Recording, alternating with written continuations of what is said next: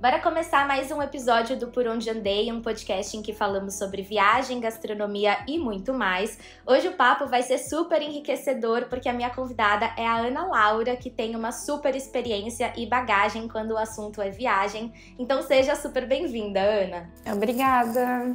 Estou muito empolgada com o nosso papo de hoje e todo episódio eu gosto de começar conhecendo a pessoa. Então eu queria que você contasse quem você é, o que você estudou e como que você caiu nesse mercado das viagens. Eu sou jornalista, eu fiz faculdade de jornalismo e eu sempre gostei muito de fotografia, eu sempre soube que eu queria algo ligado a registrar o mundo, a internacional. Fiz um intercâmbio em Paris. E minha ideia era meio seguir por uma área de política, assim, mas não tive nenhuma oportunidade disso e consegui um estágio na revista Viagem e Turismo, que na época era a maior de turismo do Brasil.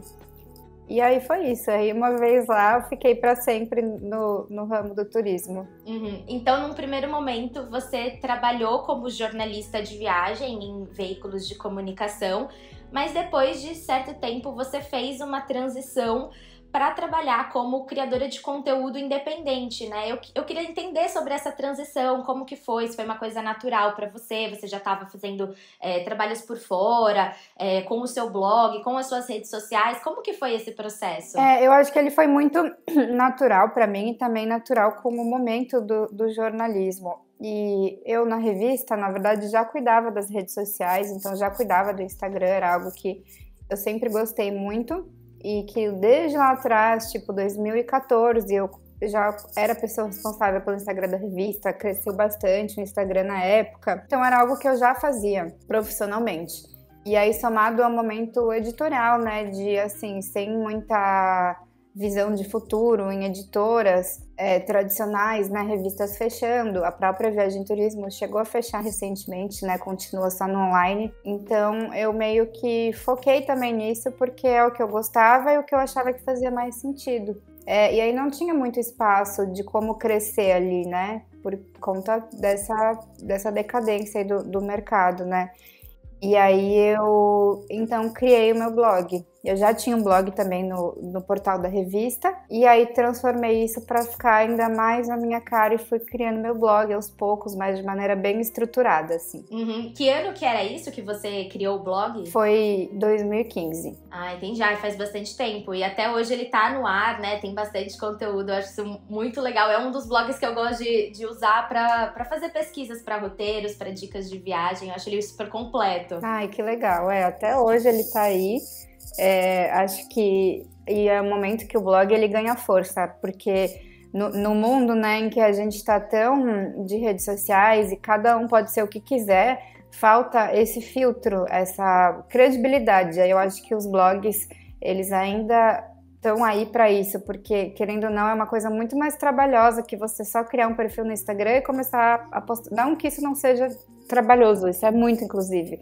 Mas o blog ainda acho que tá uma etapa a mais, né? Sim, sim. É um compromisso também, uma dedicação muito maior do que escrever uma legenda ou fazer um story, né? Exato. Tem uma narrativa. Então você ficou aí muitos anos trabalhando como influenciadora, blogueira, e em 2021 você decidiu começar a empreender. Eu queria falar bastante sobre isso. Como que surgiu a ideia da Home? Se você puder explicar o que é a Home pra gente e também em que momento profissional você estava quando você começou a empreender com isso? Tá, legal. Assim, eu acho que eu sempre fui tentando empreender de alguma forma. Então, eu abri uma lojinha para o blog. Existe até hoje também, a lojinha Carpemundi, mas nunca foi algo que deu certo, assim, pensando financeiramente, em futuro, em expandir, até porque não ressoa tanto comigo. É algo que foi ali, foi legal. Então, eu sempre fui tentando empreender de alguma forma, sabe? Depois vendi preset, vendi produtos digitais, mas nada muito concreto, assim, e duradouro. E aí a Home, na verdade, ela surgiu, a gente brinca que de um limão que a gente fez uma limonada. Porque com o blog a gente trabalha com programas de afiliados, né? Que são jeitos de você comissionar através das vendas de reservas de viagem, de produtos de viagem, seguro viagem. e etc. A Home, ela veio no momento em que a gente trabalhava com Airbnb, com o programa de afiliados do Airbnb, e eles fecharam esse programa do dia para a noite e representava a maior fatia dos ganhos de muitas pessoas, meu inclusive, porque época de pandemia, então ninguém estava comprando passagem para fora, viajando para fora, e o foco estava muito em casa de aluguel. Foi esse boom, né? Essa super tendência que teve em casa de aluguel. E aí, com o fim do programa de afiliados do Airbnb, e eu sabendo o quanto eu convertia, minhas 2 sócias também, especialistas nisso, a gente pensou, por que não a gente criar um Airbnb, né? A gente tem todo o conhecimento, a gente consegue as conversões, que na teoria é o mais difícil, então vamos lá fazer um Airbnb nosso. E aí foi assim que surgiu a Home. Olhando hoje para trás, foi uma ideia meio maluca, porque a gente não tinha ideia de onde a gente estava se metendo. A verdade é essa, sabe? É muito mais do que só indicar casas legais para ficar. Na verdade, essa que é a parte legal, a gente mal faz hoje em dia. Os desafios de empreender, né? Muita burocracia, muito difícil, muita coisa, confusão às vezes de como seguir, qual caminho seguir, mas é isso, estamos indo, estamos tentando aí. Então você criou junto com 2 sócias, é isso? Com 2 sócias. E como que foi, assim, quanto tempo levou para vocês tirarem o projeto do papel? Vocês fizeram um super planejamento antes de colocar a Home no ar? Ou vocês meio que colocaram e foram aprendendo no meio do caminho? Sim, para as 2 coisas. Teve um planejamento, levou cerca de 9 meses e a gente se falava assim todos os dias, né? Fazia reuniões, ações todas as semanas, cumprimos os prazos. Já essa semana a gente vai focar em criar tal coisa. Junto ao acompanhamento de desenvolvimento, né, de servidor e tal. Então teve todo esse preparo, mas também a gente ainda segue aprendendo. Eu acho que empreender é isso, né? Você nunca para de descobrir novos problemas, soluções, desafios e aprender com isso. Com certeza. E qual que você enxerga que seja o diferencial da Home? Porque você falou que é uma plataforma de aluguel de hospedagens por temporada, mas o que você enxerga que seja assim, o diferente, o que chama a atenção, que faz com que ela se destaque? Por ser uma curadoria. Então existem outras plataformas, né? Existe o Airbnb, o próprio Booking tem a parte de casas de aluguel, tem Vrbo, né? Existem alguns outros concorrentes, tem algumas de luxo, então que só alugam mansões e imóveis de luxo, e a Home ela é uma curadoria, então não é geral como um Airbnb da vida que vai entrar qualquer anúncio e nem algo seletivo, que só vai entrar, por exemplo, uma casa de luxo, ou também existem plataformas de, sei lá, glamping, né? Nos Estados Unidos tem algumas, tem essas tendências. Na Home a gente tem de luxo, glamping, cabana, um apartamento legal, mas desde que eles tenham uma curadoria digna de uma experiência. Então a ideia é que aquilo promova uma experiência, seja através da decoração, da arquitetura, do lugar, do projeto, da ideia por trás, tem que ter uma experiência. Um apartamento incrível, luxuoso, super caro, se ele não oferecer uma experiência, ele não vai estar na Home. Entendi. E mesmo assim, buscando a curadoria, é legal porque a gente está chegando já em mais de 1.000 imóveis. Então, tem muito mercado para isso. É como se fosse um filtro. As pessoas entram em outros lugares e ficam procurando, né? Ficam lá rodando para baixo a tela até achar algo que elas gostem. E na Home, a ideia é que isso já esteja lá assim que você vai abrir o destino que você quer ir. Tudo que você vê, provavelmente você já vai gostar, sabe? E aí, claro, vai entrar nas intenções de a pessoa quer ir para praia, ou quer ir para serra, quer ir em casal ou família, e por aí vai. É uma coisa muito mais selecionada, né? E justamente sobre isso eu tenho uma curiosidade. Vocês fazem essa curadoria online? Vocês chegam a visitar essas hospedagens? Como que funciona? Tem muita que a gente visita ou já visitou, mas tem outras que não, que elas ainda estão no radar. Mas para isso a gente tem o selo de verificação. Então todas que a gente já foi, a gente coloca o selo. Uhum. E hoje em dia a Home tá em quais estados brasileiros? A Home tá no Brasil todo, a gente tem a possibilidade de cadastro no país todo, mas o nosso foco e nosso forte é o Sudeste. E principalmente as serras. Então, serras do Sudeste e do Sul são os locais que apresentam o maior número de imóveis e de conversão também. O que as hospedagens precisam ter em comum, então, assim, para estar na home e que seja, assim, imprescindível é a questão da experiência, né? Todas elas têm que... Da experiência, e se possível, a conexão com a natureza também. Então, a maioria dos imóveis fica na natureza ou tem alguma conexão. Aí a gente tem a seção apartamentos, que aí não tá na natureza, claro, mas que eles tenham, então, uma experiência. Então, a gente tem, por exemplo, apartamento decorativo da Mônica, apartamento Friends, apartamento Vila do Chaves, tem uns duplex super legais em São Paulo, apartamento no Copan, então tudo isso fornece uma experiência. Uhum. Sempre tem que ter um tchan ali na hospedagem, né? Para não ser só uma hospedagem X, assim, né? Só uma coisa aleatória. Exato. E eu achei legal que você falou dessa questão da natureza, porque é uma coisa que eu ia até te perguntar, e eu vejo pelas suas publicações até no Instagram, eu queria saber se a sua conexão com a natureza foi uma coisa que veio a partir da home, ou se é uma coisa que você já tinha interesse, assim, de quando você trabalhava como blogueira de viagens, que você ainda faz muitas viagens, né, e publica no Instagram, assim, se você tinha esse interesse pela natureza desde antes, sabe? Se já era um tipo de destino que você buscava. Na verdade, não. Na verdade, foi algo que veio com o tempo e, assim, quem viaja muito como eu viajo, talvez entenda isso, mas chega um momento em que só viajar não é mais interessante. Até um pouco, eu me sinto meio... Eu não quero parecer ingrata falando isso, mas hoje em dia eu não gosto de fazer uma viagem só por fazer uma viagem. Tipo, vou ficar 7 dias, sei lá, em Boston. Pode ser que seja super legal, mas assim, eu sinto que eu já fiz isso, que eu já tive esses momentos. Então, para mim hoje, o que é especial realmente, o que vibra meu coração, o que me dá vontade de ir em busca de viagem, porque tem gasto, tem que sair dessa rotina, tem o cansaço físico, o cansaço mental. Para mim também viajar sempre envolve produzir conteúdo. Então as pessoas viajam de férias, já eu acabo viajando muito mais para trabalhar. Então fazer essa locomoção para mim hoje, o que faz sentido, o que faz meu coração vibrar é quando tem esse contato com a natureza, ou com poder trazer algo a mais que simplesmente o turismo pelo turismo, sabe? Eu acho que os lugares de natureza, eles nos permitem isso e tentar ter uma visão mais ampla e até mais espiritual e focada em sustentabilidade. Então, é o que me faz feliz hoje, onde eu foco e quero sempre focar.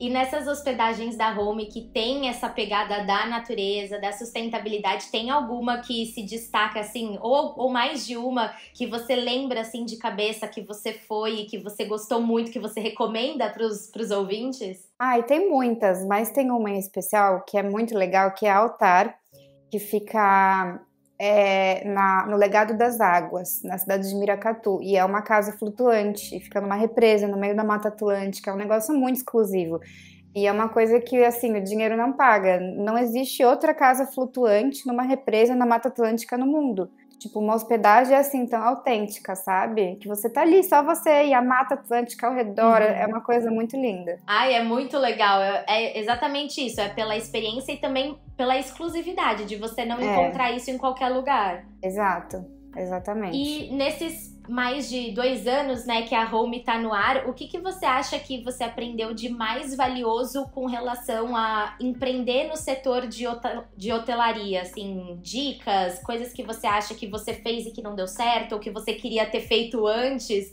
e demorou pra colocar em prática? Eu acho que, antes de tudo, a relação com a equipe, com as pessoas que trabalham com você, com as sócias, é algo muito importante. Então, para sempre ser, assim, levado com cuidado e com empenho nisso. Então, existem vários cursos de gestão, né, profissional, de interação entre líderes, que hoje em dia eu tenho achado legal a proposta, que é algo que talvez lá atrás tenha faltado, porque assim, é bem desafiador, na verdade. Uma coisa legal sobre a Home é que a gente sempre foca numa equipe feminina. Então, nós 3 somos mulheres. E todas as nossas funcionárias hoje na Home são mulheres. A gente tem 10 pessoas trabalhando e todas são mulheres. E, assim, a gente lançou a Home também com investimento próprio, não teve nenhum investimento de fora, nem nada. As três são jornalistas, então não são boas em cálculo, em matemática, nem nada disso. Então, a verdade é que é muito desafiador.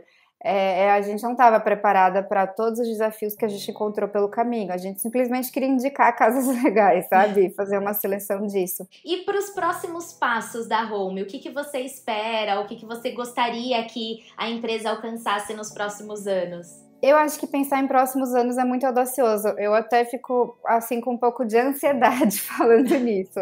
As meninas às vezes gostam, nossa, então vamos expandir para além do Brasil, isso, aquilo. Eu penso, calma, vamos primeiro focar realmente no Brasil, né? A gente tem 1.000 imóveis, mas a gente pode ter 10 mil, pode ter não sei quantos mil no Brasil, crescer no Brasil, virar uma referência no Brasil. Então, eu acho isso muito mais importante do que crescer sem freios e sem um sentido. Então, ter uma proposta ali clara. E a gente quer expandir em serviços também. Então, ter serviço de fotógrafo, ter serviço de checagem de casa, ter serviço, às vezes, de conectar agências próximas às casas para passeios e tal. Então, a ideia é tornar a curadoria ainda mais excelente com o passar do tempo.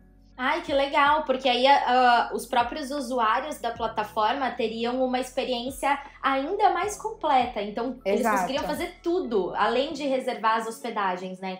Teriam acesso a outros serviços. Muito legal. Com certeza. E também tornar a usabilidade da plataforma melhor, né? De novo, a gente fez isso do nosso investimento do zero.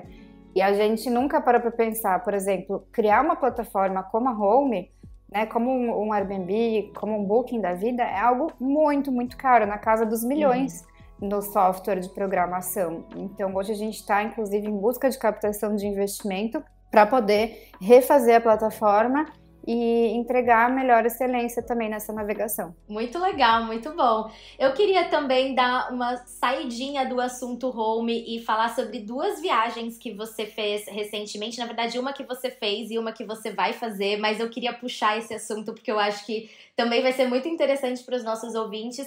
E primeiro é sobre a sua ida para o Everest. Eu queria saber tudo, como que foi, como que você organizou, quais foram os desafios. Eu acho que isso até renderia um episódio à parte, mas queria que você compartilhasse um pouco da sua experiência, porque tem muito dessa pegada de ser um destino de natureza, né? Mas é uma coisa muito diferente do que a gente vê, né? Dos destinos comuns. É uma coisa que precisa de um esforço físico muito grande, um esforço psicológico. Então, como que foi tudo isso? Então, é legal porque tudo isso tem muito a ver com a Home, inclusive. Porque uma das minhas sócias, a Virgínia, quando a gente estava montando a Home lá no início, a gente estava conversando, né? Tem que fazer a Home agora, vamos focar agora para a gente colher os frutos lá na frente, porque a gente tem que fazer tudo o que a gente sonha em fazer sem medo. Esse é o momento de tentar, de arriscar, tipo, antes de ter filho, de casar. Então, tanto lançar a Home como fazer as viagens dos sonhos. E ela começou a falar, eu, por exemplo, sempre quis ir pro Everest, é um sonho. E eu, nossa, eu também, como assim? Mas eu nem sabia que isso era possível, porque até então eu achava que ir pro Everest era escalar o Everest, era ser um alpinista profissional, assim, eu não tinha ideia que pessoas normais poderiam ir. E ela falou, não, tem um roteiro pro campo base, eu sei até uma agência que faz, que é a Grade 6, a agência que eu fiz, e junto, alguns meses depois, 2 meses depois, a Areta Duarte, que foi a nossa guia e estava com a gente no grupo que a gente criou com o Grade 6 para pegar informações, ela escalou o cume e ela foi a primeira mulher negra latino-americana a escalar o cume. Então foi tipo, uau, é isso, sabe? Essa é a resposta. E aí a única coisa que a gente falou com a Grade 6 foi, a gente quer a Areta como guia, né? Não põe um outro guia, por favor. A gente quer uma mulher e quer a Areta se ela for fazer. E ela faz. Ela guia muitos trajetos, mas daí, claro, depende da agenda. Mas como a gente fechou com muita antecedência de 2 anos, dava para se planejar e aí acabou indo Areta mesmo. Caramba, 2 anos de antecedência é muita coisa. A gente fechou em 2021 e fomos em 2023. E aí a gente também convidou outras amigas, então ela convidou uma amiga, eu convidei outra, aí também uma fotógrafa que eu também conhecia, Kizi. E aí, de repente, a gente estava num grupo de 9 mulheres, 3 acabaram desistindo, aí a gente foi em 6. E aí no nosso grupo fechado tinham mais 2 mulheres também. que a gente não conhecia, conheceu lá, a Areta, e mais uma guia local, Sherpa. Então a gente estava em 10 mulheres, foi muito forte, muito legal, e a gente estava a maioria na montanha, né, feminina. E isso foi muito forte para todo mundo, porque nunca teve um grupo assim, sabe? Era o primeiro da Areta, o primeiro da nossa guia, o primeiro nosso, né? Foi minha primeira experiência de montanha, assim, e já foi numa maioria feminina, e a gente super se dando força, então foi tudo muito especial, e essa força foi o mais importante para mim para conseguir concluir a caminhada, sabe? Pensar, nossa, a gente é capaz, eu sou forte, eu consigo, eu tenho coragem, é possível, e as meninas estão aí, a gente está se provando que juntas vamos chegar, e foi bem isso, foi muito legal. Ai, eu achei fantástico, eu fiquei acompanhando pelo Instagram e eu achei muito, muito legal. Quantos dias que você ficou no total dessa caminhada? São mais ou menos 21, 22 dias, porque ida e volta levam 15 dias, mas você tem que chegar uns dias antes, né, em Katmandu, fazer toda a preparação, os briefings, comprar equipamentos que estão faltando. Aí é bom ter uma janela, porque às vezes se o tempo fecha, não tem o voo para Lukla, que é o aeroporto de onde parte, ou o voo de volta. Então, ao todo, foram 20 e poucos dias. E antes disso, eu fui para o Butão também, que é bem pertinho do Nepal. É 1 hora de voo, então fiquei um mês ali na região. Inclusive, eu queria perguntar a sua opinião sobre uma coisa que eu tava até lendo esses dias e que tem muito a ver com essa coisa do meio ambiente, da sustentabilidade, que a gente fica sabendo que tem muito lixo na região do Everest. O que você achou sobre isso? Assim, você realmente viu isso? Qual que é a preocupação com o meio ambiente lá? Assim, como pessoa que tá visitando, como turista, o que você tem que tomar cuidado para você também não poluir, mas você precisa levar suas coisas? Como que é essa organização? Legal. Inclusive, 2 brasileiros que foram essa temporada, escalaram o cume, o Bernardo e o Tarso, eles foram para produzir um documentário do lixo no Everest, que deve sair em breve, vai ficar incrível, assim. E é um assunto que tem ganhado cada vez mais pauta, né? E é muito importante. Na minha opinião, eu acho que os turistas, eles cada vez têm ganhado consciência, têm tido consciência, né? Até porque é um lugar que, por conta do preço, da logística, do perrengue de ser longe, são pessoas muito específicas que vão, então não é que vai qualquer um. E normalmente quem vai, por ter uma conexão com o montanhismo, entende a importância daquilo, né?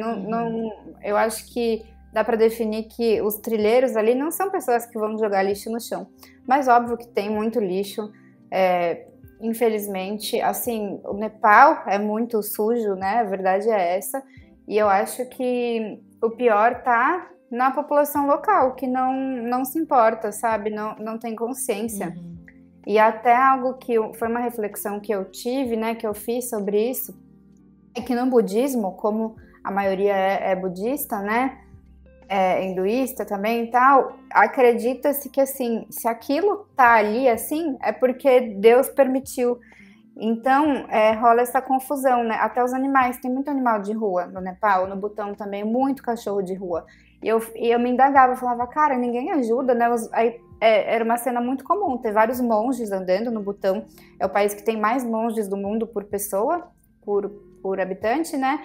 E era muito monge, e aí do lado vários cachorros abandonados, e eles nem aí, sabe? E aquilo eu pensava, porque a gente tem essa visão meio idealizada de que, nossa, como assim? Ou lixo, até os monges jogavam lixo no chão, lá no Butão. E aí a explicação que eu tive é essa, de que no budismo, se é assim, se o animal está na rua, se o lixo está no chão, se é assim, é porque é assim que tem que ser.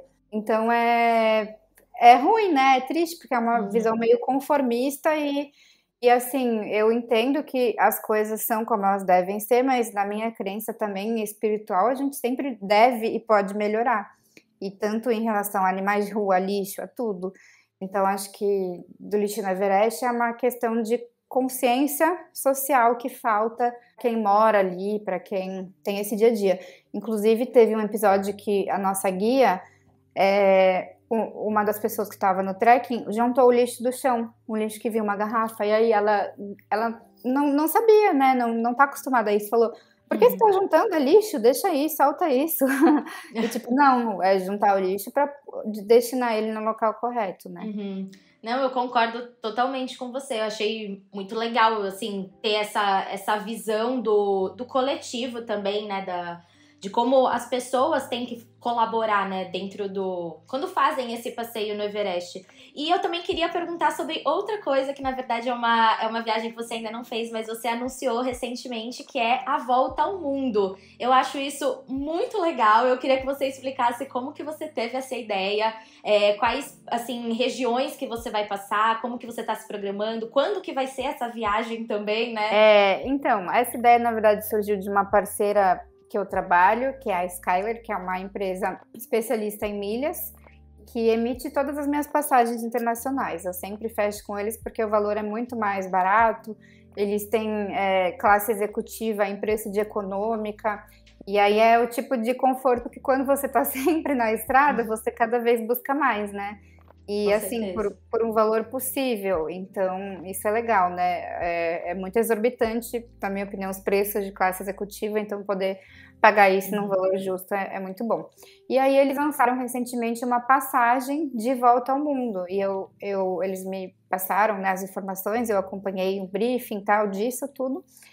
E fiquei interessada e pensei, tipo, por que não, né? Eu acho que é uma vontade que eu sempre tive, mas por conta da minha vida no passado não faria sentido.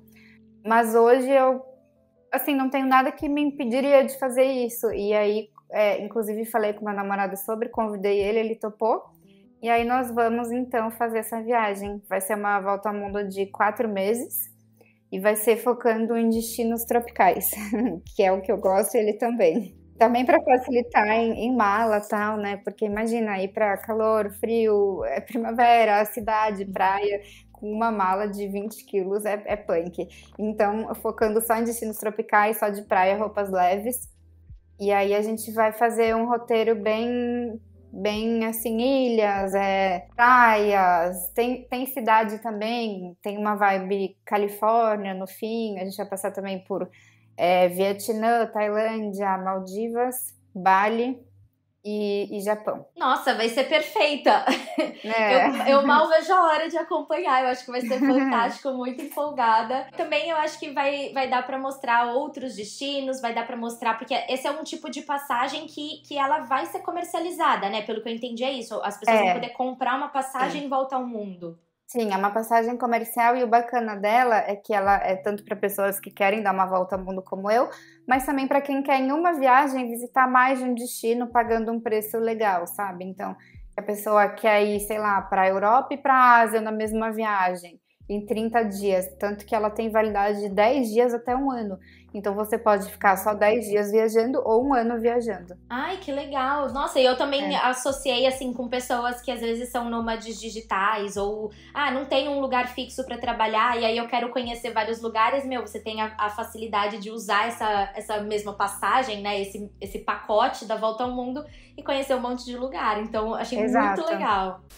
Se você tá aqui no Por Onde Andei, com certeza gosta de viajar, né? Então chegou a hora de tirar todos esses planos do papel com a Olito Viagens. Além dos melhores preços, a empresa prioriza um atendimento humanizado para que tudo ocorra bem, desde o primeiro contato até o finalzinho da sua viagem. O primeiro passo é entrar em contato com os agentes pelo WhatsApp. O número está disponível em olitoviagens.com. Explique sobre a viagem, tire suas dúvidas e eles farão uma busca para encontrar ótimas ofertas. Definida a cotação, é hora de confirmar os dados, assinar o contrato e efetuar o pagamento. É tudo rápido e prático. Pensou que acabava por aí? Que nada! O seu agente de viagem vai te acompanhar em todas as etapas, te auxiliando com a organização da documentação e até o envio do check-in. Ou seja, você vai ter suporte até que a viagem seja concluída. Tá esperando o quê? Entre em contato pelo WhatsApp ou no Instagram @olitoviagens. Ana, para encerrar os episódios aqui do Por Onde Andei, eu sempre faço uma dinâmica com os convidados, então são 3 perguntinhas relacionadas à viagem, assim, num âmbito super amplo, e aí você responde com a primeira coisa que vier na sua cabeça, tá bom? Tá, ai meu Deus. Eu quero saber qual que é a sua viagem inesquecível. Uma viagem inesquecível? Acho que é a Índia. É muito transformadora, né? É uma transformação muito grande, assim, dentro e fora. Acho que a Índia é uma viagem que eu sempre vou levar com carinho no meu coração. E sua companhia preferida para viajar? É... Essa pergunta é difícil. Essa pergunta é bem difícil. Assim, eu gosto muito de viajar com muitas pessoas, a verdade é essa. Eu gosto muito de viajar com as minhas amigas, amo viajar com elas, a gente se diverte, conhece lugares, explora, elas me ajudam a produzir fotos e tal.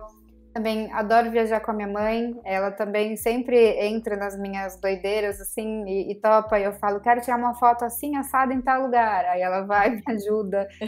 E recentemente também tenho viajado com meu namorado, eu namoro que tem 6 meses, então ainda tá acontecendo, mas está sendo também uma das minhas companhias preferidas para viajar. Ai, muito bom. E qual é o seu destino dos sonhos? Meu destino dos sonhos, então. Deve ser difícil responder essa depois de conhecer muitos lugares maravilhosos, né? Eu imagino. Exato, é difícil. Assim, meu destino dos sonhos era a Índia, então ter ido para a Índia foi uma realização muito grande para mim. Eu acho que meu destino dos sonhos não deixa de ser um destino, mas não é uma coisa talvez possível ainda nessa vida. Mas eu amo astronomia, eu amo tudo que tem ligação com o universo e, tipo, eu não vejo a hora de existirem viagens para a Lua. Sério. Gente, eu amei essa resposta. Eu amei. Eu achei a resposta mais fantástica que eu já recebi aqui nesses 40 episódios do Por Onde Andei. Porque eu achei, nossa, incrível. E eu acho que vai ser possível, sim, nessa vida. Eu acho. Eu não sei se pra gente, mas eu acho que para as próximas gerações, com certeza. Inclusive, já existem as viagens espaciais em que você sai da atmosfera, né? Então, algumas empresas fazem, estão em protótipo, né? Estão formando ali como, mas eu acho que esse ano iam começar essas viagens comerciais. Em que pessoas normais podem comprar sua passagem, aí você chega a ver a Terra um pouquinho angulada, assim, e experimenta a gravidade zero, e aí volta. Nossa, eu adorei essa resposta. Eu achei a mais autêntica que eu já recebi aqui. Eu achei muito legal. Então, Ana, muito obrigada por ter participado aqui do Por Onde Andei, ter compartilhado a sua experiência, tanto a sua experiência como blogueira, influenciadora, criadora de conteúdo, com a criação da Home, empreendendo no setor, né, de hotelaria, de turismo como um todo. Então, muito obrigada. E para os nossos ouvintes, divulgue as suas redes sociais, onde o pessoal pode te acompanhar sua volta ao mundo, né? Ah, legal. Então tem meu Instagram, que é meu nome, Ana com 2Ns.Laura. Tem o Carpemundi, meu blog de viagens, e tem a Home também, cheia de experiências legais de viagem por aí, para quem quiser. E é isso, muito obrigada a você pelo convite, adorei o papo também. Então, aos nossos ouvintes, muito obrigada por terem acompanhado esse papo. Vocês também podem acompanhar mais conteúdos de viagem lá no meu Instagram, que é @barbara_pereira. A gente vai ficando por aqui, muito obrigada e até o próximo episódio.